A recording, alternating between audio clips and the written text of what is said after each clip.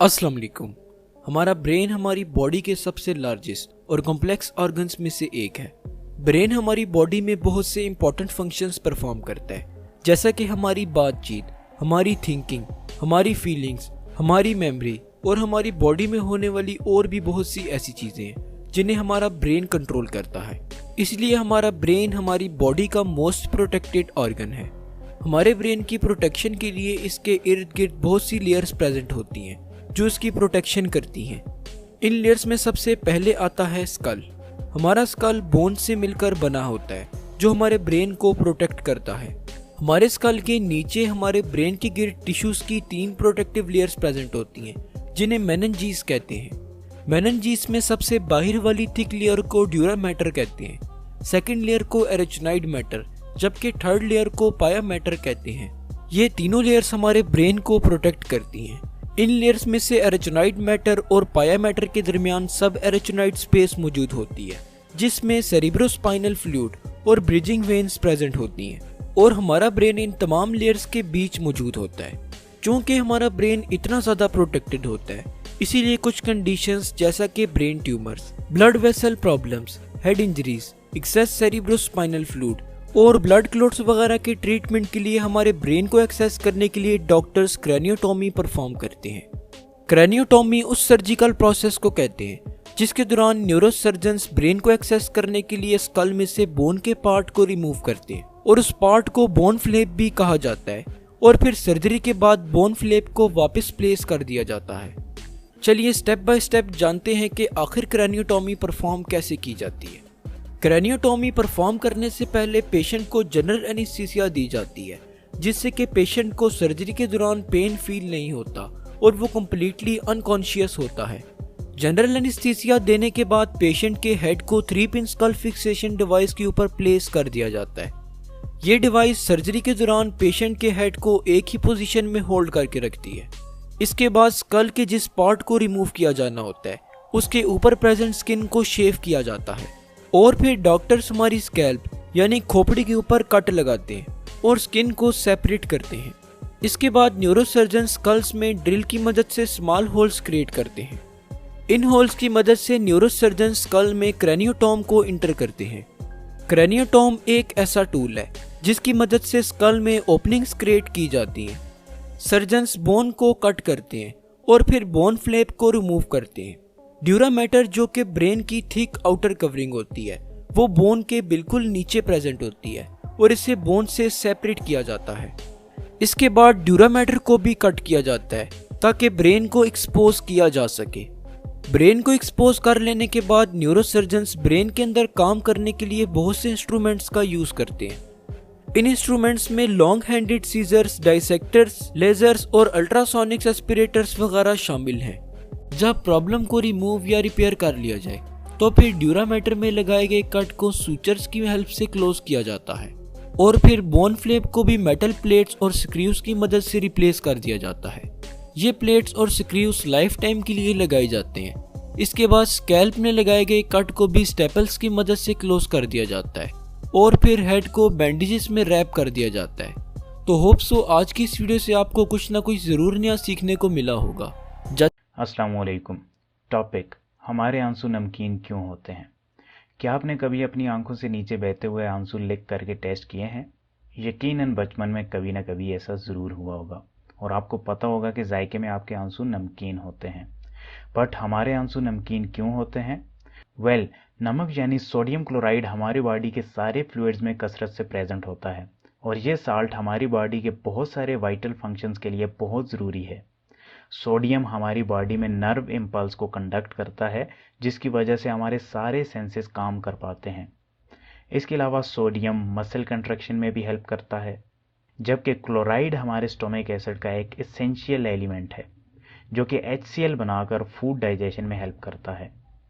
Research के मुताबिक हमारे जिस्म के फ्लूइड में तकरीबन 2 टीस्पून सॉल्ट पर लीटर ऑफ वाटर मौजूद होता है, यानी हमारे पूरे जिस्म के फ्लूइड में तकरीबन 1 पाव नमक मौजूद है। इसलिए हमारे जिस्म में जितने भी फ्लूइड्स हैं इनमें कुदरती तौर पर सॉल्ट मौजूद होता है, जैसा कि आंसू, खून, यूरिन, पसीना वगैरह। यही वजह है कि हमारे आंसू टेस्ट में नमकीन होते हैं। इसके साथ साथ टीयर्स हमारी आंखों को प्रोटेक्ट भी करते हैं। हमारी आंखों में थोड़ा बहुत फ्लूइड हर वक्त मौजूद रहता है और इस फ्लूइड में साल्ट्स और एंजाइम्स की मौजूदगी की वजह से बहुत सारे बीमारी पैदा करने वाले जर्म्स से हमारी आंखों की हिफाजत होती रहती है और इस तरह हम आई इन्फेक्शन से बचे रहते हैं। इसके अलावा अगर हमारी बॉडी टीयर्स को 100% प्योर वाटर में कन्वर्ट करने लग जाए तो इसके लिए बहुत एनर्जी की ज़रूरत पड़ेगी और ऐसा हमारी बॉडी कभी नहीं चाहेगी। सो नेक्स्ट वीडियो के आने तक अपना बहुत सारा ख्याल रखिएगा। शुक्रिया। अल्लाह हाफिज़। अस्सलाम वालेकुम। क्या आप जानते हैं कि सी टर्टल खुश्की पर आने के बाद क्यों रोता है? सी टर्टल्स अपने पानी की कमी को पूरा करने के लिए समुद्री पानी और खुराक की कमी को पूरा करने के लिए समुद्री खुराक का इस्तेमाल करते हैं। जैसा कि आप जानते होंगे कि समुद्री पानी और खुराक में नमकियात ज़्यादा होते हैं और अगर ये नमकियात सी टर्टल्स के जिस्म में इकट्ठा होना शुरू हो जाएं तो नुकसान का बायस बनते हैं।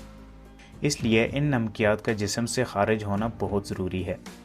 सी टर्टल्स के किडनी मैमल्स के जैसे वेल डेवलप नहीं होते, जिसकी वजह से सी टर्टल्स यूरिन के ज़रिए ज़्यादा नमकियात खारिज नहीं कर सकते। इसलिए सी टर्टल्स के आंखों के कोने में एक स्पेशल किस्म का ग्लैंड मौजूद होता है जिसे लैक्रिमल ग्लैंड कहा जाता है। इस ग्लैंड का काम सी टर्टल की बॉडी से एक्स्ट्रा साल्ट को एक्सक्रीट करवाना है। इसलिए सी टर्टल खुश्की पर आकर इस एक्स्ट्रा साल्ट को जिस्म से आंखों के पास ग्लैंड से बाहर निकालता है। क्योंकि ये एक्स्ट्रा साल्ट पानी की मदद से आंखों से बाहर निकलता है, इसलिए सी टर्टल हमें रोता हुआ दिखाई देता है। इसके अलावा सी टर्टल समुद्र में भी आंखों से साल्ट की सिक्रीशंस करते रहते हैं, मगर पानी में मौजूद होने की वजह से इस प्रोसेस को हम नोटिस नहीं कर पाते। सो मिलते हैं नेक्स्ट वीडियो में, तब तक के लिए अपना बहुत सारा ख्याल रखिएगा। शुक्रिया। अल्लाह हाफिज़। अस्सलाम वालेकुम। क्या आपने कभी कलर्स को सुना है या फिर कभी स्मेल्स को देखा है? वेल, हर 25,000 पर्सन्स में से एक पर्सन ऐसा होता है जो कलर्स को सुन सकता है और स्मेल्स को देख सकता है। इस प्रोसेस को साइनेस्थीसिया कहा जाता है। ये एक ऐसी कंडीशन होती है जिसमें एक ही वक्त में 2 सेंसेस परसीव होती हैं। इसके अलावा ह्यूमन बॉडी में और भी कई ऐसी चीजें होती हैं जिनका हमें इल्म नहीं होता। जैसा कि क्या आप जानते हैं कि आपके माउथ के अंदर एक दिन के अंदर about 1 litre of saliva produce होता है?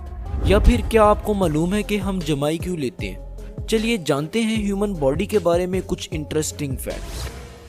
आपने अमूमन ये नोटिस किया होगा कि जब हम आसमान की तरफ देखते हैं तो अक्सर हमें छोटे छोटे वाउंसमय शेप के मूविंग ऑब्जेक्ट्स दिखाई देते हैं। क्या आपको मालूम है कि ऐसा क्यों होता है? दरअसल इस फिनोमेना को ब्लू फील्ड इंटॉप्टिक फिनोमेना कहते हैं। हमें ये जो मूविंग डॉट्स दिखाई देते हैं, एक्चुअली ये वाइट ब्लड सेल्स होते हैं जो हमारी आईज में प्रेजेंट ब्लड वेसल्स में मूव कर रहे होते हैं। जैसा कि हम जानते हैं कि हमारी आंख के बैक पार्ट में रेटिना प्रेजेंट होता है और हमारे रेटिना में फोटोरिसेप्टर सेल्स प्रेजेंट होते हैं जो कि इनकमिंग लाइट को डिटेक्ट करते हैं और फिर लाइट को सिग्नल्स में कन्वर्ट करके इन सिग्नल्स को हमारे ब्रेन तक पहुंचाते हैं और हमारा ब्रेन इन सिग्नल्स को यूज करते हुए बाहर की दुनिया की एक 3D इमेज बनाता है। और यूं हम देखते हैं हमारी आंख में प्रेजेंट रेटिना के सरफेस पर छोटी छोटी ब्लड वेसल्स प्रेजेंट होती हैं। जब हम आसमान की तरफ देखते हैं तो ब्लू लाइट हमारी आईज में इंटर होती है। ये लाइट हमारे फोटोरिसेप्टर सेल्स तक पहुंचने से पहले इन ब्लड वेसल्स में से पास होती है। इस दौरान ब्लड वेसल्स में प्रेजेंट रेड ब्लड सेल्स इस ब्लू लाइट को एब्जॉर्ब कर लेते हैं, जबकि व्हाइट ब्लड सेल्स इस ब्लू लाइट को एब्जॉर्ब नहीं करते। और जब ये ब्लू लाइट फोटोरिसेप्टर सेल्स तक पहुंचती है तो ये सेल्स ब्रेन को इंक्रीज्ड ब्राइटनेस का सिग्नल देते हैं और हमें अपने white blood cells white spots की फॉर्म में दिखाई देते हैं। हमारी आंख में प्रेजेंट कॉर्निया हमारी बॉडी का वाहिद पार्ट है जिसमें ब्लड सप्लाई नहीं होता। कॉर्निया डायरेक्टली एयर में से ऑक्सीजन को हासिल करता है। आप एक मिनट में तकरीबन 15 से 20 दफा ब्लिंक करते हैं और अगर हम एक साल की बात करें तो तकरीबन एक साल में आप 5.2 से 7.1 मिलियन टाइम्स ब्लिंक करते हैं। ऐसे में सवाल ये आता है कि हम ब्लिंक करते ही क्यों हैं? दरअसल ब्लिंकिंग हमारी आइज की हेल्थ के लिए बहुत ज़रूरी है।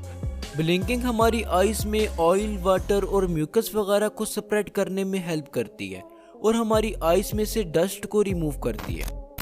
क्या आपको पता है कि ह्यूमन आई 10 मिलियन कलर्स को डिटेक्ट कर सकती है? हमारी पूरी बॉडी में 70% सेंसर्स हमारी आइज में प्रेजेंट होते हैं। हमारी हर आई में तकरीबन 125 मिलियन रॉड सेल्स और 7 मिलियन कॉर्न सेल्स प्रेजेंट होते हैं।